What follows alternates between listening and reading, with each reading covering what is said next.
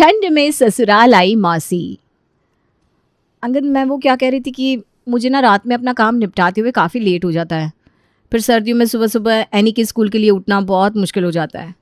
Please any को school के लिए रेडी करने का काम तुम देख लिया करो ना। जब से सर्दियाँ शुरू हुई है काम इतना बढ़ गया है, पूरा दिन तो घर के काम में ही निकल जाता है। फिर अपना फ्रीलांसिंग का काम करने के लिए मुझे आधी आधी रात तक बैठना पड़ता है। तुम तो ऐसे बात कर रही हो जैसे सर्दियाँ सिर्फ तुम्हारे लिए आई है। मुझे तो यहाँ पर गर्मी लग रही है ना। अरे भाई, सर्दियों में सुबह जल्दी उठना सबके लिए उतना ही मुश्किल होता है। और अगर तुम देर रात तक काम करती हो तो हम भी तो पूरा दिन ऑफिस में काम ही कर रहे हैं ना। एनी को स्कूल भेजने का झमेला मुझसे नहीं हो पाएगा। अपना काम तुम खुद देखो। पति की बात सुनकर शिप्रा का दिमाग और भी गर्म हो गया था। अरे पता नहीं क्या पड़ी थी ये 21वीं सदी की औरतों को मर्दों से कंधा मिलाने की। अच्छी खासी लाइफ होती थी, घर परिवार कपड़ा बर्तन खाना, इसी से सुबह होती थी, इसी पे खत्म। फिर औरतों को बराबरी करने का शौक चढ़ा और उन्होंने अपनी दुर्गति करा ली। अब वो घर भी संभालती है, रिश्ते भी संभालती है और नौकरी करके पैसे भी कमाती है। और सबसे मजेदार बात, इतना सब करके भी वो कभी भी पति के बराबर नहीं होती। मैं अपना दुखड़ा रो रही हूं और तुम 102 कर रहे हो। क्या है ये 102? कुछ नहीं, याद दिला रहा हूँ तुम्हें कि शादी के बाद इन 7 सालों में 102वीं बार इस डायलॉग को रिपीट कर रही हो तुम। क्यों अपना टाइम वेस्ट कर रही हो? सो जाओ चुपचाप, वरना फिर सुबह उठने में तुम्हें नानी याद आ जाएगी। कितना कुछ कह लो इस आदमी को, इसके ऊपर कोई असर होता ही नहीं। अगले दिन सुबह 6 बजे। अरे यार, ये रात इतनी जल्दी क्यों बीत जाती है? ऐसा लग रहा है मैं अभी 5 मिनट पहले ही तो बिस्तर पर आकर लेटी थी। ठंड से हाथ पैर भी सुन्न हो रहा है। ऐसा करती हूँ 5 मिनट बाद उठूंगी। थोड़ी देर बाद जब अलार्म बजा तो वो अलार्म को स्नूज़ करके 5 मिनट की एक झपकी और लेने लगी। 5 मिनट सोने के चक्कर में अब सीधा आधे घंटे बाद ही शिप्रा की नींद खुलती है। अरे सत्यानाश, 6:30 हो गए। अब एनी के कपड़े प्रेस करने हैं, उसे नहलाना है, उसका टिफिन बनाना है, ब्रेकफास्ट बनाना है। भगवान, कैसे होगा सब इतनी जल्दी? अंगद उठो ना, क्या घोड़े बेचकर सो रहे हो? उठकर थोड़ी सी हेल्प कर दो ना, आज मुझे उठने में थोड़ा लेट हो गया है। देखो, ठंड में ना सुबह सुबह मेरी नींद खराब मत करो। एक बार जब मैं बिस्तर छोड़ूंगा ना, फिर पूरा दिन मुझे बिस्तर पर चैन से बैठने का मौका ही नहीं मिलेगा। तुम्हारा क्या है, तुम तो पूरा दिन घर में रहती हो। ठंड में कम कपाते हुए शिप्रा रसोई में जाती है और जैसे ही नल खुलती है उसके मुंह से एक बार फिर से हाई निकल जाती है। हे भगवान, इतनी ठंड पड़ रही है, बस बर्फ गिरना बाकी है। ऊपर से बच्चों को सुबह सुबह स्कूल भेजना किसी युद्ध को जीतने से कम थोड़ी ना है। किसी तरह हिम्मत जुटाते हुए शिप्रा नाश्ता और टिफ़िन बनाना शुरू करती है। रसोई का काम खत्म करते हुए उसे काफ़ी लेट हो गया था। ऊपर से सर्दी के मौसम में बच्चों को जगाना भी तो कितना मुश्किल होता है। कुछ देर बाद, एनी बेटा, मैंने कपड़े प्रेस कर दिए, तू जल्दी से यूनिफॉर्म पहन ले। बस 10 मिनट बचे हैं, वरना बस मिस हो गई ना तो मुसीबत हो जाएगी। इतनी सर्दी में ऑटो में तुझे स्कूल छोड़कर आना मेरे बस का नहीं है। मम्मा, मैं कल भी बिना नहाए स्कूल गई थी, आज भी बिना नहाए यूनिफॉर्म पहना कर ऐसे ही भेज दोगे क्या? मुझे आज नहाकर स्कूल जाना है। अरे बेटा, आज सुबह मुझे उठने में थोड़ा लेट हो गया था ना। जल्दी जल्दी किसी तरह सारे काम निपटाए, आज मैनेज कर ले बच्चा, कल से मम्मा ना टाइम से उठ जाएगी। अब रोज़ कोई ना कोई बहाना बनाती हूँ मम्मा।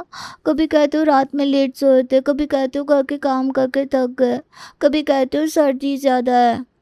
शिप्रा किसी तरह एनी को स्कूल बस में बिठाकर कांपते हुए वापस आती है और चाय बनाने के लिए बर्तन गैस पर रख देती है।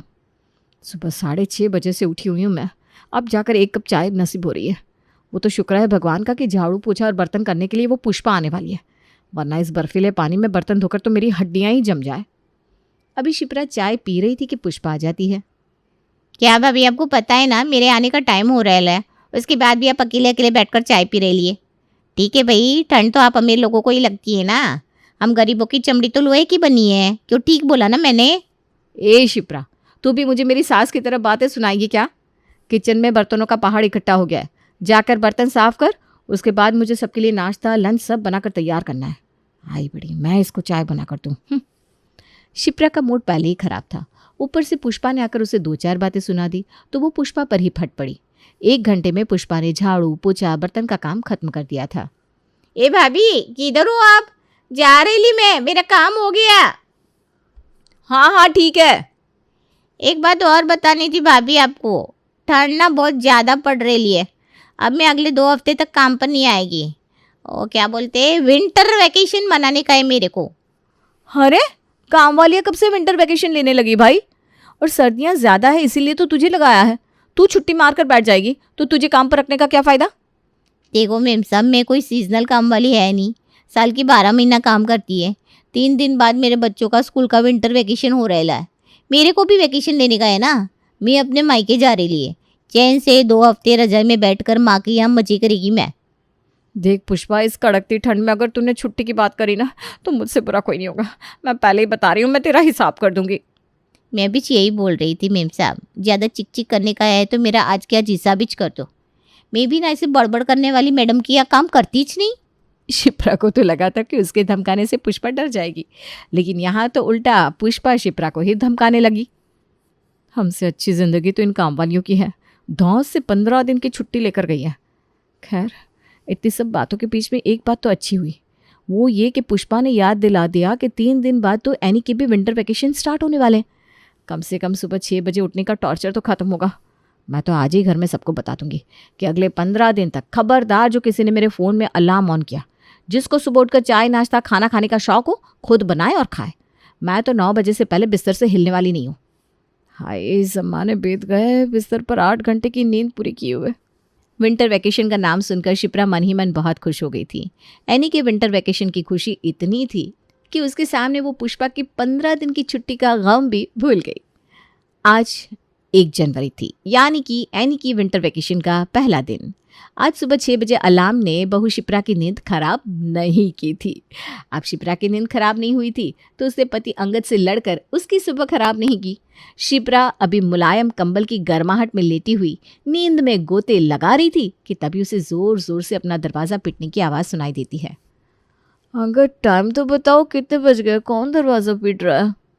7:30 बज रहा है शिप्रा, उठकर देखो ना, कोई दरवाज़ा पीट रहा है। ये तो मुझे भी सुनाई दे रहा है। अरे माँ जी, आज स्कूल नहीं है, आपको कल बताया था ना 15 दिन की छुट्टी हो गई उसकी। अरे दरवाजा पे खोलेगी या सारी बात अंदर से ही कर लेगी? मैं कहती हूँ खोल दरवाजा। 20 मिनट हो गए तेरा दरवाजा पीटते, ऐसा लग रहा है दोनों भांग खाकर सो गए हो। सास की गुस्से में कड़कती आवाज़ सुनकर शिप्रा आंखें मलते हुए जाकर दरवाज़ा खोलती है। छोटी बच्ची हो जो इतनी देर से दरवाजा पीट रही हो, फिर भी दरवाजा नहीं खोल पा रही हो? कानों में आवाज नहीं आई तो तेल डालकर सोते हो क्या दोनों? माँ जी, मैं पिछले 7 सालों से आपको बता रही हूँ, आधी रात तक काम करना होता है मुझे। सुबह के समय बहुत गहरी नींद आती है। नहीं पता चला आपके दरवाज़ा पीटने की आवाज़। अब आप बताएंगे सुबह 7:30 बजे आप मेरा दरवाज़ा क्यों पीट रही हैं? मैंने बोला था ना, मैं 9 बजे से पहले नहीं उठने वाली हूँ। चाय पीनी होगी ना आपको? 1 कप चाय खुद बनाकर नहीं पी सकती क्या? नालायक, आंखें मलते हुए क्या बड़बड़ करती जा रही है? आंख खोलकर देख तो ले, घर में कोई और भी है। शिप्रा आंखें खोलकर इधर उधर नजर दौड़ाती है तो सामने उसे राजगढ़ वाली मौसी जी खड़ी नजर आती है। मौसी जी यहाँ पर कैसे आ गई? यही बताने के लिए तो आधे घंटे से तेरा दरवाजा पीट रही थी। जीजी सुबह 6:30 बजे वाली ट्रेन से आई है, अब सर्दियों में यहीं रुकेगी। जीजी आ गई है तो उठकर उनके लिए चाय नाश्ता बनाओ फटाफट। मौसी जी को सामने खड़ा देख और सासू माँ की बातें सुनने के बाद शिप्रा का तो मानो सर चकराने लगा था। वाह भगवान जी वाह, खूब बदला निकाला आपने मुझसे। पहले उस नौकरानी को 15 दिन की छुट्टियों पर भेज दिया और उससे भी आपका मन नहीं भरा तो मुझ पर जुल्म ढाने के लिए मौसी जी को बुला दिया। अरे मैं भूली नहीं हूँ, पिछली बार जब मौसी जी आई थी ना, नाक में नकेल डाल कर गई थी मेरे। और इनमें कोई सुधार आया भी नहीं होगा 2 साल में, फिर आकर वही हरकतें करेंगी। मेरी तो जिंदगी खराब हो गई, बाय गॉड। शिप्रा भी रसोई में खड़ी बड़बड़ कर रही थी, तभी मौसी जी की आवाज़ उसके कानों में आती है। अरे बहू जरा इधर तो आओ। जी मौसी जी। ये बहू के लक्षण होते हैं क्या? हाँ, आंखें मलते हुए रसोई में पहुंच गई और लगी चाय बनाने। अरे पहले जाओ नहाकर मंदिर में दीपक बाती करो, उसके बाद आकर रसोई में हाथ लगाना। पता नहीं इसी माँ ने बिना 1 पैसे की अकल नहीं सिखाई बहू को। अरे बहू, ये कौन सा तरीका हुआ? सुबह के 7:30 बज रहे हैं और तुम्हारी सास को दरवाज़ा पीट कर तुम्हें उठाना पड़ रहा है। बहू वो होती है जो सुबह मुर्गे की बांग से पहले जग जाए, पूरे घर को शुद्ध करके नहा धोकर दिया बाती करके 6 बजे तक रसोई में आकर खड़ी हो जाए। बिल्कुल सही कहा मौसी जी आपने, लेकिन आप ये बताना तो भूल ही गई, बहू ये सब करेगी तो सोएगी कब? क्योंकि मेरी रात तो 2 बजे होती है ना मौसी जी। 2 बजे सो के 4 बजे उठना पॉसिबल नहीं है मेरे लिए। देख लिया सीमा, इसीलिए कहते हैं बहू की शुरू से लगाम कस के रखो, वरना ऐसे ही हाथ से बाहर हो जाती है। देखो कैसे लप्पर लप्पर ज़बान चला रही है। दिन भर घर में ही रहती हो ना, समय से काम निपटाओ और दिन में सोकर नींद पूरी कर लो, कौन पूछने वाला है। अगले दिन सुबह 5 बजे। अरे बहू, अब तो 5 बज गए, अब तो उठ जाओ भाई। कब तुम उठोगी, कब नहा धोकर हमें चाय पिलाओगी, हमें तो समझ में नहीं आता। मौसी जी की चिल्लाने की आवाज़ सुनकर शिप्रा हड़बड़ाकर उठ बैठती है और जाकर कंपकपाती ठंड में घर के काम करने लगती है। मौसी जी ठीक कहती है, जल्दी जल्दी घर के काम निपटा लेती हूँ, फिर दोपहर में थोड़ी देर रजाई में लेट लूँगी। इतनी ठंड है बाबा, मेरे तो हाथ पैर काम ही नहीं कर रहे। कितनी बार माँ जी से कहा है कि किचन में गीज़र लगवा दो, लेकिन किसी को पड़ी नहीं मेरी। इस बर्फ़ जैसे पानी में काम करते करते मेरी तो उंगलियां भी सुन्न हो गई है बिल्कुल। शिप्रा ने अभी नाश्ता और घर का काम निपटाया ही था कि उसे मौसी जी की आवाज़ सुनाई देती है। अरे शिप्रा, भाई सर्दियों में साग गाजर का हलवा वगैरह बनाती हो क्या तुम, या फिर रोज़ रोज़ सब्जी बना कर रख देती हो? ये लो बाज़ार से साग लेकर आई हूँ, इसे साफ़ करके धोकर बारीक कूट कर कुकर में चढ़ा दो। आज साग से मक्के की रोटियाँ खाएंगे। अरे ये मौसी जी को इतनी तड़पती सर्दियों में ही आना था क्या? जब से आई है मेरा बैंड बजा कर रखा है इन्होंने। दोपहर में लेट लेना तो ऐसे कहती है जैसे दोपहर में बड़ी फुर्सत मिलने वाली है मुझे। अब इस साग को साफ करने में घंटों लग जाएंगे। मेरे तो नसीब में नहीं है कि मैं 2 घड़ी चैन से सो सकूं। 4 दिन बीत गए थे। इन 4 दिनों में मौसी जी ने शिप्रा की रातों के साथ दिन की नींद भी उड़ाकर रख दी थी। पूरा दिन वो कुछ न कुछ काम बताती रहती और जैसे वो देखती कि शिप्रा का काम खत्म हो गया है तो उसे चाय बनाने के लिए बोल देती। ये सही है, खुद तो मौसी जी हर समय हीटर के सामने बैठकर पूरा दिन रजाई में भी हाई ठंड करती रहती है और मुझे ऐसे समझ रही है जैसे कि मैं सीमेंट से बनी हुई हूँ। भगवान, 10 दिन की छुट्टी मांगी थी ना मैंने आपसे, और आपने ये किया मेरे साथ। इससे अच्छा कि मैं एनी के स्कूल के लिए ही उठ जाती थी, मेरे लिए वही ठीक था। कम से कम कुछ देर तो रजाई में बैठकर गर्माहट मिलती थी। अब तो सुबह 5 बजे उठने के बाद सीधा रात को ही बिस्तर नसीब होता है। ऐसे काम नहीं चलेगा, कुछ तो जुगाड़ करना पड़ेगा जिससे मौसी जी अपने घर वापस चली जाए और मैं भी सुकून से अपनी छुट्टियां बिता सकूं। माँ जी, आपने कभी सोचा है कि बच्चों की ठंड में छुट्टियां किस लिए पड़ती है? इस समय ना सबसे ज़्यादा ठंड होती है। सरकार को भी समझ में आता है कि इतनी सुबह सुबह उठकर बच्चों के लिए घर से बाहर निकलना सही नहीं है, इसीलिए ना स्कूल बंद किए जाते हैं। और आप तो छुट्टी देने से तो रही, ऊपर से मौसी जी को बुलाकर बैठ गई। आपको समझ में आ रहा है क्या हालत बना दी है उन्होंने मेरी? बेटा मैं समझ रही हूँ, दीदी की तो ना शुरू से ही आदत ख़राब है। जहाँ रहती है सबकी नाक में नकेल डाल कर रखती है। अब मेहमान बनकर आई है तो कर भी क्या सकते हैं। मैं तो खुद जी की गुंडागर्दी से परेशान हो गई हूँ।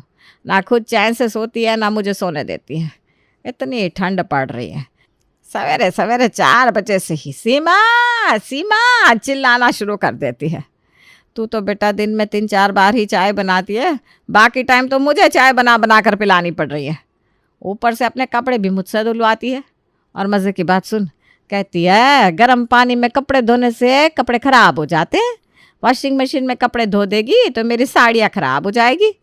अब इतनी ठंड में बर्फ़ जैसा पानी आ रहा है टंकी से, उसी से उनके कपड़े धो कर देने पड़ रहे हैं मुझे। बेटा तू ये मत समझ के जी के आने से मैं बहुत खुश हूँ। अरे मैं तो खुद खून के आंसू रो रही हूँ। माँ जी, तो फिर हो गया फैसला। हम लोग मिलकर कुछ ऐसा चक्कर चलाते हैं कि मौसी जी यहाँ से 9-2-11 हो जाए और फिर हम दोनों सास बहू सुकून से अपनी सर्दियाँ बिता सकें। उसके बाद शिप्रा और उसकी सास मिलकर उसकी बहन को वहाँ से भगाने का प्लान बनाते हैं।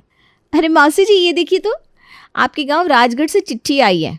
आपकी बहू ने लिखा है कि आपकी गाय धन्नो की हालत बड़ी ख़राब है, उसे आखिरी बार देखना चाहती हैं तो जल्दी चली आइए। अरे रे मौसी जी, ये तो बड़ी गड़बड़ हो गई। अब जीवन भर से आपके साथ रही है वो, इतना दूध दही खाया है आपने उसका, उसके आखिरी वक्त में आपका एक बार उससे मिलना तो बनता ही है। हाँ बेटा, बिल्कुल सही कह रही है तू। जिसने जीवन भर साथ निभाया हो उससे आखिरी वक्त में मिलना तो बनता ही है। और मैं मिलने जाती भी ज़रूर, लेकिन बेटा क्या है ना, झूठी है ये चिट्ठी।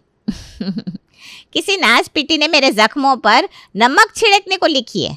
अरे मेरी धन्नो तो यहाँ आने से पहले ही गुजर गई थी और उसका गम बुलाने के लिए तो तुम्हारे यहाँ आई हूँ। अरे कीड़े पड़ेंगे उसे जिसने झूठी चिट्ठी लिखी है। कम वक्त आजकल के लोग किसी के जीने मरने को भी मजाक समझते हैं। जाने दीजिए ना बुआ जी, किसी को गाली देकर अपना मुंह क्यों खराब करना। अरे बेटा, ये तो हमारा दाव हमारे ऊपर ही उल्टा पड़ गया। अब क्या करें? कोई और आइडिया है क्या तेरे पास? माँ जी, अब तो यही आइडिया है कि हम ही मैदान छोड़कर भाग जाते हैं। मौसी जी तो यहाँ से जाने से रही। अगले दिन बहू शिप्रा बहाने से अपने मायके के लिए निकल जाती है। अरे सीमा, ये कैसी सब्जी बनाई है तूने? हाय रे, इतनी मिर्ची डालकर सब्जी कौन बनाता है? अब क्या बताऊं जीजी, मेरा तो अब खाने में हाथ ही नहीं चलता। जब से बहू आई है ना, वही घर संभालती है। जब तक बहू नहीं आ जाती ना, तब तक तो आपको मेरे हाथ का ऐसा ही खाना खाना पड़ेगा। सीमा जानबूझकर कभी सब्जी में मिस्टेक कर देती, तो कभी चाय में चीनी ज़्यादा, कभी दाल में पानी भर देती, और रोटी बनाती तो इतनी सख्त कि मौसी जी की लाख कोशिशों के बाद भी वो खा ना पाती। 2 दिन बाद, सीमा, तू तो किसी काम की ना रही बहन। तेरे हाथ का ये जहरीला खाना मुझसे और न खाया जाएगा। मैं जा रही हूँ अपने गाँव। मौसी जी अपने गांव के लिए निकल गई थी। मौसी जी के जाने के बाद, अरे बहू, बहुत बड़ी खुशखबरी है, तू जल्दी से वापस आ जा। तेरी मौसी को भगा दिया मैंने। हाँ रही हूँ मम्मी जी, शाम तक आ जाऊँगी। वैसे भी परसों से बच्चों के स्कूल खुल रहे हैं ना, तो वापस तो मुझे आना ही था। मौसी जी चली ज़रूर गई, लेकिन हमारी तो पूरी सर्दियों की छुट्टियाँ खा गई, इसलिए उनके जाने से वैसे भी कोई फ़ायदा नहीं होने वाला।